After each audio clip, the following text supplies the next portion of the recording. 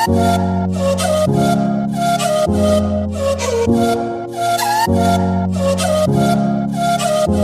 दोस्तों, स्वागत है आपका आपके अपने YouTube चैनल स्टडी कंटेंट में। हम आपके लिए यहाँ लेकर आए हैं जून मंथ की मूमल करंट अफेयर का नेक्स्ट पार्ट। अगर आपने फर्स्ट पार्ट नहीं देखा है तो देख लीजिएगा जाकर के। तो चलिए शुरू करते हैं इस वीडियो को शुरू करने से पहले अगर आपने हमारे चैनल को सब्सक्राइब नहीं किया है तो सब्सक्राइब कर दीजिए और पास में बेल आइकन का बटन है उसे प्रेस कर दीजिए ताकि आने वाली वीडियोज़ की नोटिफिकेशन सबसे पहले आपको प्राप्त हो सके। इसमें फर्स्ट क्वेश्चन है कि 7 मई 2021 को राजस्थान राज्य आवासन मंडल के अध्यक्ष का पद संभाला है, तो ये संभाला है शांति धारीवाल ने। यह है शांति धारीवाल और इन्होंने ही राजस्थान राज्य आवासन मंडल के अध्यक्ष का पद संभाला है। यह वर्तमान में नगरीय विकास मंत्री भी हैं तथा जयपुर विकास प्राधिकरण के अध्यक्ष भी है। जयपुर विकास प्राधिकरण यानी कि JDA के अध्यक्ष भी हैं। आपको इनके चुनाव क्षेत्र के बारे में भी याद रखना है, तो इनका चुनाव क्षेत्र है कोटा उत्तर है। इनका जन्म कोटा में हुआ था, ये भी आपको याद रखना है। नेक्स्ट क्वेश्चन है कि 12 अप्रैल 2021 को वित्त विभाग राजस्थान सरकार की ओर से जारी अधिसूचना के द्वारा गठित छठे राज्य वित्त आयोग का अध्यक्ष किसे बनाया गया है, तो ये बनाया गया है प्रद्युमन सिंह को। यह हैं प्रद्युमन सिंह और इन्हीं को छठे राज्य वित्त आयोग का अध्यक्ष बनाया गया है। तथा इसी के साथ वित्त विभाग की ओर से जारी अधिसूचना के अनुसार आयोग में पूर्व मंत्री लक्ष्मण सिंह तथा भाजपा के विधायक अशोक लाहोटी को सदस्य भी बनाया गया है। बात करें वित्त आयोग के गठन की, तो जो राजस्थान राज्य वित्त आयोग है उसका गठन भारतीय संविधान के अनुच्छेद 243 के अंतर्गत किया गया था और इसकी स्थापना 24 अप्रैल 1994 को की गई थी। यह एक बहुसदस्यीय आयोग है जिसमें एक अध्यक्ष और 4 सदस्य होते हैं। यह आयोग पंचायती राज संस्थाओं एवं नगरीय निगमों की वित्तीय स्थिति की समीक्षा करता है, यानी कि उनका परीक्षण करता है। इस आयोग का गठन राज्यपाल करता है और आपको ये याद रखना है कि राजस्थान के प्रथम वित्त आयोग के अध्यक्ष कौन थे, तो ये कौन थे, कृष्ण कुमार गोयल थे। और वर्तमान में कौन है, तो वर्तमान में प्रद्युमन सिंह है। ठीक है। 5वें वित्त आयोग की सिफारिशों के आधार पर सरकार की कुल आय का 7.1% हिस्सा पंचायती राज संस्थाओं को मिलेगा। साथ ही जिला परिषदों को 5% तथा पंचायत समितियों को 15% हिस्सेदारी तय की जाएगी।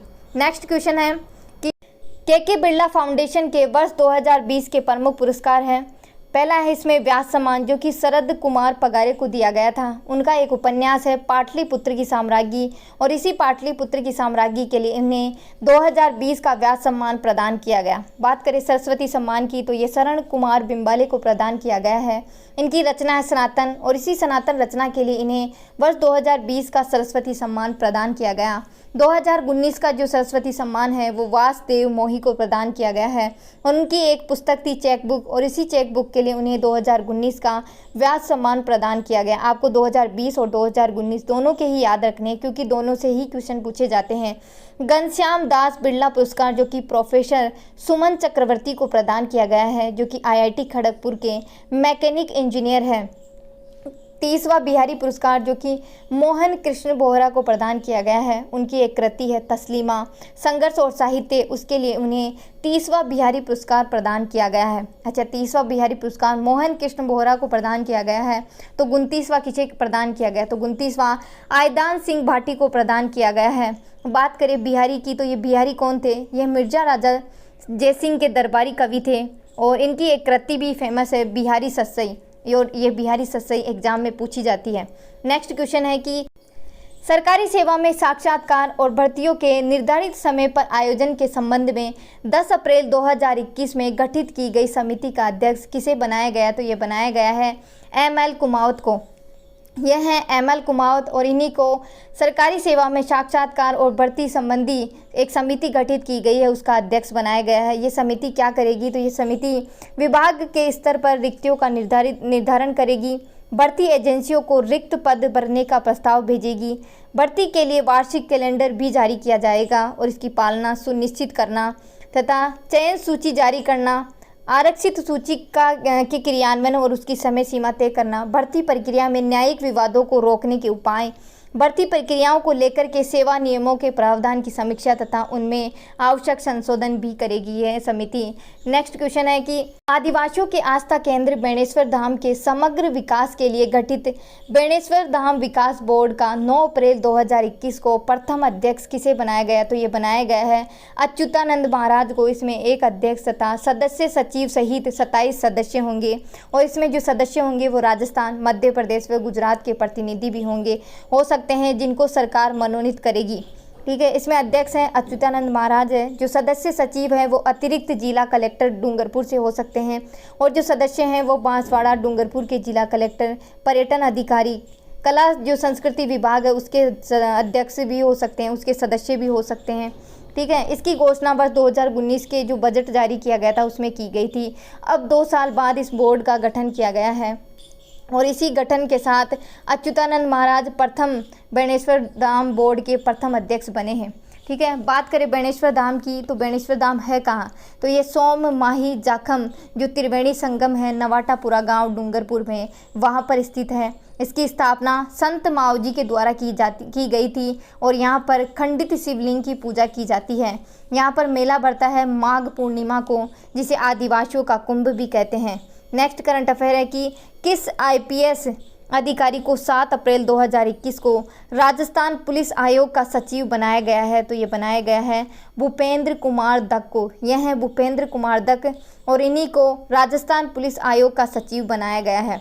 नेक्स्ट करंट अफेयर है कि मीडिया न्यूज़ फॉर यू की ओर से 9 अप्रैल 2021 को पत्रकारिता के गेम चेंजर के रूप में लाइफ टाइम अचीवमेंट पुरस्कार से सम्मानित किया गया है। तो ये किसे किया गया है? तो ये किया गया है गुलाब कोठारी को। ये हैं गुलाब कोठारी और इन्हीं को पत्रकारिता के गेम चेंजर के रूप में लाइफ टाइम अचीवमेंट पुरस्कार से सम्मानित किया गया है। नेक्स्ट क्वेश्चन है इसमें कि वरिष्ठ मिनिएचर आर्टिस्ट जिन्हें राजस्थान शिल्प रत्न अवार्ड से सम्मानित किए जाने की घोषणा अप्रैल 2021 में की गई। तो ये की गई है बाबूलाल मारोटिया को और इन्हें शिल्प गुरु सम्मान से भी सम्मानित किया जा चुका है। नेक्स्ट करंट अफेयर है कि माह अप्रैल 2021 में प्रदेश का सिरमौर मल्लीनाथ पशु मेले का आयोजन कहाँ किया गया? तो ये किया गया है तिलवाड़ा बाड़मेर में। प्रदेश के मेलों का सिरमौर मल्लीनाथ पशु मेला तिलवाड़ा बाड़मेर में 7 अप्रैल को शुरू हुआ था। अगर हिंदू महीनों के हिसाब से देखें तो चैत्र कृष्ण एकादशी से लेकर के चैत्र शुक्ल एकादशी तक मल्लीनाथ पशु मेला लगता है। ये मेला रावल मल्लीनाथ की स्मृति में आयोजित किया जाता है और यह तिलवाड़ा में लूनी नदी की तलहटी में आयोजित किया जाता है। यह मेला ऊंट, घोड़े और पशुओं की उत्तम नस्ल के लिए प्रसिद्ध है। बात करें मल्लीनाथ के बारे में तो मल्लीनाथ जी के पिता का नाम रावल सलका है, उनकी माता का नाम जीणा दे है, उनकी पत्नी का नाम रूपा दे है जो कि एक लोक देवी के रूप में प्रसिद्ध है। उनका मंदिर जो है, उनकी पत्नी का मंदिर मालाजाल गांव बाड़मेर में स्थित है। बात करें मल्लीनाथ जी की तो 1378 ईस्वी में मल्लीनाथ जी मालवा के सूबेदार निजामुद्दीन को पराजित किया था उन्होंने। नेक्स्ट क्वेश्चन है कि 3 अप्रैल 2021 को मुख्यमंत्री अशोक गहलोत के द्वारा 220 केवी के किस ग्रिड सब स्टेशन का लोकार्पण किया गया है? तो ये किया गया है छत्तरगढ़ बीकानेर के ग्रिड सब स्टेशन का लोकार्पण किया गया है। अच्छा, ग्रिड स्टेशन होता क्या है? तो ये एक विद्युत उपकेंद्र विद्युत उत्पादन, संचारण और वितरण प्रणालियों में प्रयुक्त एक सहायक केंद्र होता है जो कि अधिक वोल्टता को कम वोल्टता में तथा कम वोल्टता को अधिक वोल्टता में चेंज करता है। बीकानेर के छत्तरगढ़ में 220 केवी के ग्रिड सब स्टेशन का लोकार्पण किया गया है। राजस्थान की सौर ऊर्जा की क्षमता जो वर्तमान में 5002 मेगावाट है, साथ ही पवन ऊर्जा की जो क्षमता है 43 से 30 मेगावाट है और सौर ऊर्जा का लक्ष्य राजस्थान में 30,000 मेगावाट उत्पादित करने का लक्ष्य रखा गया है। नेक्स्ट करंट अफेयर है कि उदयपुर में मेवाड़ महोत्सव का आयोजन किस अवसर पर किया जाता है? तो ये किया जाता है गणगौर के अवसर पर किया जाता है। उदयपुर में गणगौर के अवसर पर प्रतिवर्ष मेवाड़ महोत्सव मनाया जाता है, परंतु इस बार कोरोना के संक्रमण के चलते इसे निरस्त कर दिया गया और साथ ही उदयपुर में जो ऋषभ देव जी का मेला लगता है उसे भी निरस्त कर दिया गया। ऋषभ देव को केसरिया जी, काला बाऊ जी के नाम से भी जाना जाता है और ये इन काला बाऊ जी का जो मंदिर है वो दुलेव गाँव में स्थित है, कोयल नदी के किनारे स्थित है और केसरिया जी को केसर चढ़ाया जाता है, इसलिए इन्हें केसरिया जी भी कहते हैं। नेक्स्ट करंट अफेयर है कि 7 अप्रैल 2021 को केंद्रीय कृषि मंत्रालय ने प्रदेश के किस शहर में मेगा फूड पार्क बनाने को मंजूरी प्रदान की है? तो की है बीकानेर में। ठीक है, बीकानेर में Shri Ram mega food park बनेगा, बीकानेर के पलाना में बनेगा। नेक्स्ट क्वेश्चन है कि राजस्थान भाषा के पहले कैलेंडर का लोकार्पण किया गया है। तो नई दिल्ली स्थित बीकानेर हाउस में 16 अप्रैल 2021 को राजस्थान फाउंडेशन के अध्यक्ष धीरज श्रीवास्तव ने राजस्थानी भाषा के पहले कैलेंडर का लोकार्पण किया है। ये कैलेंडर राजस्थानी भाषा, धार्मिक स्थलों, पर्यटन स्थलों, राजस्थानी खान पान सहित कला और संस्कृति से जुड़े हुए हैं। ये उन स्थलों से रूबरू करवाएंगे जो कि राजस्थान के पर्यटन स्थल हैं। इस कैलेंडर में हमें चांद, सूरज और नक्षत्रों की गति की जानकारी भी आसानी से मिल सकेगी। यह कैलेंडर न केवल तारीख वरन ऋतुओं के बारे में भी सारी जानकारी देंगे। और ये कैलेंडर है राजस्थानी भाषा और संस्कृति के प्रचार मंडल अहमदाबाद के सहयोग से तैयार किया गया। नेक्स्ट क्वेश्चन है कि 24 अप्रैल 2021 को आयोजित राष्ट्रीय पंचायती राज दिवस कार्यक्रम में प्रधानमंत्री नरेंद्र मोदी ने प्रदेश की किस जिला परिषद को दीनदयाल उपाध्याय पंचायत सशक्तिकरण पुरस्कार से सम्मानित किया है? तो ये किया है कोटा जिला परिषद को। और इसी के साथ राजस्थान के जैसलमेर की फतेहगढ़ जो तहसील है उसके 51 राजस्व गांवों के 616 लोगों को ई प्रॉपर्टी कार्ड भी वितरित किए गए इसी अवसर पर। और इसी के साथ कोटा को 50 लाख रुपए का पुरस्कार दिया गया। कोटड़ा व चिड़ावा को 25-25 लाख रुपए प्रदान किए गए। नेक्स्ट क्वेश्चन है कि 2 अप्रैल 2021 को प्रदेश में 9 नई नगर पालिकाओं के गठन की अधिसूचना जारी होने के साथ ही अब प्रदेश में कुल नगरीय निकायों की संख्या बढ़कर के कितनी हो गई है? तो ये हो गई है 213 नगरीय निकाय हो गए हैं। और इसी के साथ जो नगर पालिकाएँ हैं उनकी संख्या 168 हो गई है। 10 नगर निगम और 35 नगर परिषद हो गए हैं। नेक्स्ट करंट अफेयर है इसमें कि 7 अप्रैल 2021 को राज्य मंत्रिमंडल की बैठक में किए गए महत्वपूर्ण निर्णयों के अनुसार किस स्थान पर 150 मेगावाट का सोलर फोटोवोल्टिक पावर प्लांट की स्थापना की जाएगी? तो ये कहाँ की जाएगी? देवीकोट गांव जैसलमेर में की जाएगी। कैबिनेट ने जैसलमेर जिले के देवीकोट गांव में 150 मेगावाट के सोलर फोटोवोल्टिक पावर प्लांट की स्थापना करने के लिए केंद्र सरकार के सार्वजनिक उपक्रम मेमर्स एनटीपीसी के लिए लगभग 577 बीघा भूमि आवंटित करने को स्वीकृति दे दी गई है। नेक्स्ट क्वेश्चन है कि अप्रैल 2021 में प्रदेश का सर्वाधिक गांवों वाला जिला बन गया है। तो ये बन गया है बाड़मेर। बाड़मेर में टोटल कितने गांव हैं? तो 3109 गांव हैं।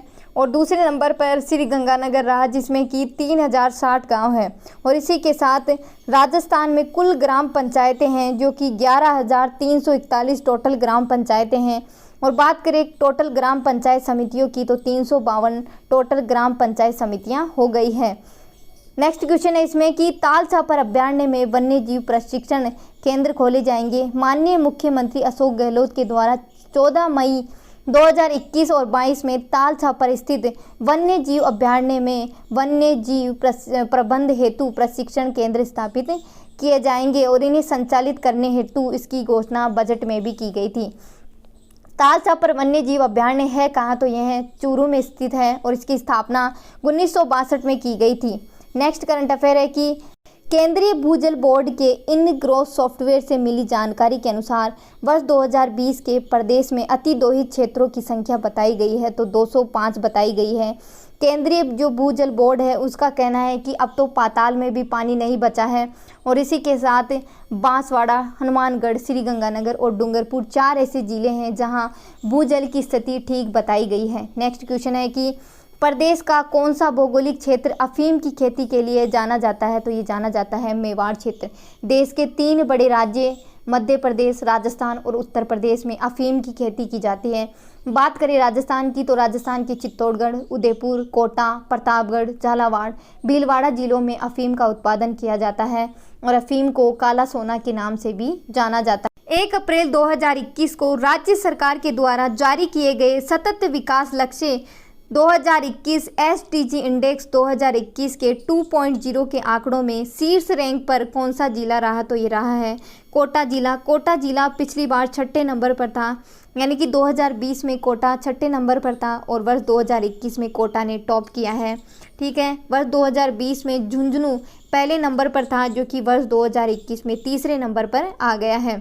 SDG इंडेक्स है जो कि 17 लक्ष्यों को लेकर के निर्धारित की जाती है और इन लक्ष्यों को वर्ष 2030 तक हासिल करने का लक्ष्य रखा गया है। इस इंडेक्स में कोटा पहले नंबर पर है तथा चूरू दूसरे नंबर पर है और झुंझुनू तीसरे नंबर पर है। नेक्स्ट करंट अफेयर है इसमें कि 11 अप्रैल 2021 को गांधी दर्शन एवं महिला सशक्तिकरण विषय पर आयोजित राज्य स्तरीय सम्मेलन में प्रदेश की किस नीति के नए प्रारूप का लोकार्पण मुख्यमंत्री अशोक गहलोत के द्वारा किया गया है? तो ये किया गया है राज्य महिला नीति 2021 का लोकार्पण किया गया है। इस अवसर पर गांधीवादी विचारक सुदर्शन अयंगर, इंदिरा महिला शक्ति पुरस्कार से सम्मानित आशा बोथरा, नारी शक्ति पुरस्कार से सम्मानित बाड़मेर की हस्तशिल्प कलाकार रूमा देवी भी उपस्थित थी।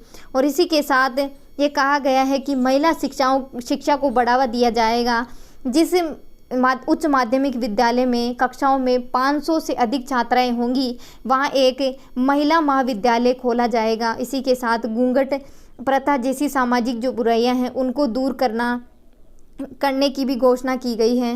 नेक्स्ट करंट अफेयर है कि 1 अप्रैल 2021 को मुख्यमंत्री अशोक गहलोत ने जिलेवार जन सुविधाएं बढ़ाने के उद्देश्य से किस नवीन योजना को मंजूरी प्रदान की है? तो ये की है मुख्यमंत्री जिला नवाचार निधि योजना को मंजूरी प्रदान की गई है। इस योजना के तहत प्रत्येक जिले को सालाना 1 करोड़ रुपए दिए जाएंगे ताकि वह शहरों में स्थित पार्किंग यानी कि शहर के इंफ्रास्ट्रक्चर को सुधार सकें, शहरों में पार्किंग स्थलों का निर्माण, जनता एवं पशुओं के लिए पेयजल की सुविधा उपलब्ध करवाना, गांवों और नगर की सीमा की ग्रेवल या सीमेंट की संपर्क सड़क बनाना, छोटी पुलियाओं का निर्माण करना, तालाबों की सफाई करना, ये सभी कार्य जो है उसमें इंक्लूड किए गए हैं। नेक्स्ट करंट अफेयर है विद्या संबल योजना, जो कि है क्या? प्रदेश के सरकारी स्कूल, कॉलेज, छात्रावासों में शिक्षकों के जो रिक्त पद चल रहे हैं उनके कारण विद्यार्थियों की पढ़ाई प्रभावित हो रही है। इसको देखते हुए सरकार ने 1 अप्रैल 2021 को विद्या संबल योजना का शुभारंभ किया था। इस योजना के तहत क्या होगा कि जो योग्यताधारी शिक्षक की योग्यता ले चुके हैं वो विद्यार्थी सरकारी स्कूल, कॉलेज और छात्रावासों में पढ़ा सकते हैं। उनको 21,000 रुपये मासिक वेतन से लेकर के 60,000 रुपये तक मासिक वेतन दिया जाएगा और इसके लिए फॉर्म भरे जाएंगे। जो योग्य होगा उन लोगों को सिलेक्ट कर लिया जाएगा मेरिट के आधार पर। नेक्स्ट करंट अफेयर है राजस्थान अक्षय ऊर्जा निगम की ओर से कुसुम योजना 1 के तहत 1 अप्रैल 2021 को किस स्थान पर देश के पहले सौर ऊर्जा संयंत्र से उत्पादन शुरू हो गया है? तो ये हुआ है भालोजी गांव कोटपुतली, जो कि जयपुर में स्थित है। राजस्थान सौर ऊर्जा से विद्युत उत्पादन की प्रथम परियोजना स्थापित कर राजस्थान देश का प्रथम राज्य बन जाएगा। और कुसुम योजना 1 के तहत देश के प्रथम सौर ऊर्जा संयंत्र जो कि कोटपुतली तहसील भालोजी गांव में ऊर्जा का उत्पादन जो है 1 अप्रैल 2021 से शुरू हो जाएगा। और इसी के साथ 2600 मेगावाट की क्षमता के सौर ऊर्जा संयंत्र स्थापित करने का यहाँ लक्ष्य रखा गया है और वर्ष 2025 तक 38,000 मेगावाट अक्षय ऊर्जा की क्षमता स्थापित करने का लक्ष्य रखा गया है। नेक्स्ट करंट अफेयर है कि मुख्यमंत्री चिरंजीवी स्वास्थ्य बीमा योजना का लाभ किस तिथि से मिलना शुरू होगा? तो ये मिलना शुरू होगा 1 मई 2021 से मिलना शुरू होगा। राज्य में मुख्यमंत्री चिरंजीवी स्वास्थ्य बीमा योजना 1 अप्रैल से शुरू हुई थी और इसका लाभ अब 1 मई 2021 से मिलना शुरू हो जाएगा। इसमें जो निजी अस्पताल है या सरकारी अस्पताल है उसमें प्रतिवर्ष 5 लाख रुपए तक का कैशलेस बीमा यानी कि कैशलेस इलाज जो है वो दिया जाएगा। इस स्वास्थ्य बीमा कवर में विभिन्न बीमारियों के इलाज के लिए 1576 पैकेज और चिकित्सा प्रोसीजर भी शामिल किए गए हैं। इसमें अस्पताल में भर्ती होने से 5 दिन पहले के चिकित्सीय परामर्श, जांच, दवा और डिस्चार्ज के बाद के 15 दिन का संबंधित पैकेज से जुड़ा चिकित्सा व्यय भी निःशुल्क उपचार में शामिल होगा। और इससे राजस्थान सरकार ने ब्लैक फंगस बीमारी को भी इस योजना में शामिल कर लिया है। और ये जो योजना है कुछ लोगों के लिए तो निःशुल्क है, उसमें है जो कृषक, लघु और सीमांत कृषक हैं उनके लिए फ्री है। संविदा कर्मी यानी कि समस्त विभाग, बोर्ड, निगम और जो सरकारी कंपनी में काम करते हैं उन लोगों के लिए भी निःशुल्क है।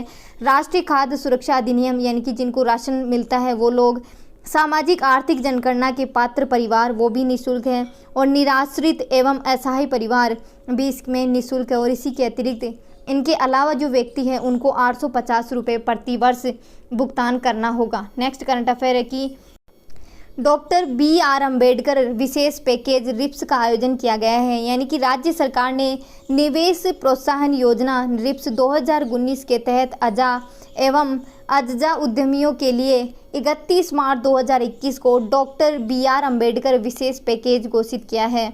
विशेष परिलाभ वाले थ्रस्ट सेक्टर में विनिर्माण और सेवा क्षेत्र के कई नए श्रेणी के उद्यमों को इससे जोड़ा जाएगा। पिछड़ा एवं अति पिछड़े क्षेत्रों में स्थापित होने वाले उद्योगों को पूर्व के लाभों के अतिरिक्त विशेष पैकेज का भी लाभ मिल सकेगा। नेक्स्ट क्वेश्चन है इसमें कि 31 मार्च 2021 को आयोजित कैबिनेट की बैठक में प्रदेश में पर्यटन के क्षेत्र में रोजगार को बढ़ाने के उद्देश्य से किस स्कीम को मंजूरी प्रदान की है? तो ये की है गेस्ट हाउस स्कीम को प्रदान की गई है। पर्यटन विभाग की यह है पहली गेस्ट हाउस पॉलिसी है। इस पॉलिसी के तहत ये पॉलिसी रूरल एरिया में लागू की जाएगी। गेस्ट हाउस चला रहे व्यक्तियों का उनकी फैमिली के साथ वहां पर रहना जरूरी है। फूड एंड फायर लाइसेंस का होना भी ज़रूरी है, और इसी के साथ गेस्ट हाउस में लगभग कम से कम 20 कमरे होने ज़रूरी है, तभी वह गेस्ट हाउस बनाने के लिए ये गाइडलाइन जारी की गई है। नेक्स्ट क्वेश्चन है इसमें ईसरदा दौसा पेयजल परियोजना से कौन से जिले लाभान्वित होंगे? तो सवाई माधोपुर एवं दौसा जिले इससे लाभान्वित होंगे। इस परियोजना के मूलभूत इंफ्रास्ट्रक्चर, क्लस्टर वितरण प्रणाली एवं ग्राम वितरण प्रणालियों के प्रस्तावित कार्य दिसंबर 2021 से शुरू किए जाएंगे और जुलाई 2024 तक इसे पूरा करने का लक्ष्य रखा गया है। केंद्र सरकार के द्वारा चलाई जा रही स्वामित्व योजना किससे संबंधित है? तो ये ग्रामीण संपत्तियों का अभिलेखीकरण करने से संबंधित है। ये योजना हरियाणा, कर्नाटक, उत्तर प्रदेश, उत्तराखंड और मध्य प्रदेश, महाराष्ट्र को शामिल किया गया है इस योजना में। ठीक है, इस योजना में क्या होगा कि योजना के तहत ग्रामीण क्षेत्र की संपत्ति का भी बाजार मूल्य तय किया जाएगा। ग्रामीण मकान मालिकों का इसका लाभ मिलेगा और ड्रोन से जो संपत्ति है उसका सर्वे कर और उन संपत्तियों का अभिलेख तैयार किया जाएगा। नेक्स्ट क्वेश्चन है कि 19 अप्रैल 2021 को आयोजित हुई बोर्ड ऑफ इन्वेस्टमेंट की पहली बैठक में प्रदेश में किस क्षेत्र में सर्वाधिक निवेश को मंजूरी प्रदान की गई है? तो अक्षय ऊर्जा के क्षेत्र में सर्वाधिक निवेश को मंजूरी प्रदान की गई है। अक्षय ऊर्जा व अन्य क्षेत्रों में निवेशकों के लिए राजस्थान सबसे पसंदीदा जो स्थान रहा। मुख्यमंत्री अशोक गहलोत की अध्यक्षता में हुई बोर्ड ऑफ इन्वेस्टमेंट की पहली बैठक में प्रदेश में 1.67 करोड़ रुपए का निवेश को मंजूरी प्रदान की गई है और इसमें 34,200 मेगावाट विद्युत उत्पादन जो क्षमता है वो सौर और विंड से होगी। राजस्थान इसलिए फोकस रहा क्योंकि यहाँ पर 175 गीगावाट का विंड एनर्जी की क्षमता है। यहाँ पर 1.25 लाख हेक्टेयर ज़मीन उपलब्ध होगी। यहाँ पर 142 गीगावाट सोलर एनर्जी की क्षमता है। यहाँ पर 70,000 मेगावाट के प्लांट लग सकते हैं यहाँ पर, और 34,200 मेगावाट के विद्युत उत्पादन का भी प्रोजेक्ट रखा गया है। इसमें ये 4 कंपनियां हैं। कौन सी है? पहली है अडानी ग्रीन एनर्जी जो कि 9700 मेगावाट यानी कि सोलर और हाइब्रिड दोनों लगाएगी। JSW जो कि 10,000 मेगावाट के सोलर और हाइब्रिड दोनों लगाएगी। रिन्यू पावर 10,000 मेगावाट जो कि सोलर प्लांट लगाएगी। ग्रीन को एनर्जी जो कि 4500 मेगावाट की पंप स्टोरेज से ऊर्जा बनाएगी। नेक्स्ट करंट अफेयर है कि उपेक्षित बच्चों की देखरेख एवं पुनर्वास के उद्देश्य से 24 अप्रैल 2021 को मुख्यमंत्री अशोक गहलोत ने किस योजना को मंजूरी प्रदान की है? तो ये की है गोराधाय ग्रुप फॉस्टर केयर योजना को प्रदान की गई है। इसके तहत क्या होगा कि जो बच्चे 18 साल से ऊपर के हैं ऐसे बालक बालिकाओं को इस योजना का लाभ मिलेगा जिन्हें लंबे समय तक अपने परिवार की आधारित देखरेख की आवश्यकता होगी। उन बच्चों को इसका लाभ मिलेगा। जो बच्चे किशोर न्याय यानी कि बालकों की देखरेख और संरक्षण के लिए आदर्श अधिनियम 2016 सहित अन्य संबंधित कानूनों के तहत इसकी सुविधा मिलेगी। इसके तहत क्या होगा कि पोषण, वस्त्र, शिक्षण, प्रशिक्षण एवं दैनिक आवश्यकताओं की पूर्ति के लिए बालक एवं बालिका को 4,000 रुपये तथा 2 देखभालकर्ता को मानदेय में पारिश्रमिक रूप से 20,000 रुपये प्रति देखभालकर्ता को प्रति माह दिए जाएंगे। साथ ही विविध व्यय के लिए 10,000 रुपये प्रति माह की राशि दी जाएगी। समेकित बाल संरक्षण सेवाएं योजना के तहत गठित जिला बाल संरक्षण इकाई से संबंधित स्वयंसेवी संस्थानों को सेवा प्रदाता के रूप में चयनित किया जाएगा। नेक्स्ट क्वेश्चन है इसमें कि राजस्थान में ऑक्सीजन प्लांट से लेकर के है कि 59 जगह पर ऑक्सीजन प्लांट लगाए जाएंगे, जो कि ये ऑक्सीजन प्लांट है नगरीय निकायों द्वारा 59 राजकीय अस्पतालों में लगाए जाएंगे। नेक्स्ट क्वेश्चन है कि 15वें वित्त आयोग से अनुदान की पहली किस्त राज्य को मिल गई है, जो कि कितनी राशि थी? 1536 करोड़ रुपए थी, जिसे अलग अलग भागों में दिया गया है। 965.50 करोड़ रुपए की राशि जो कि टाइड फंड के तौर पे दी गई है और 570.80 करोड़ रुपए की राशि अनटाइड फंड के रूप में दी गई है। नेक्स्ट क्वेश्चन है नियुक्त होंगे MBBS योग्यताधारी 1000 कोविड हेल्थ कंसल्टेंट।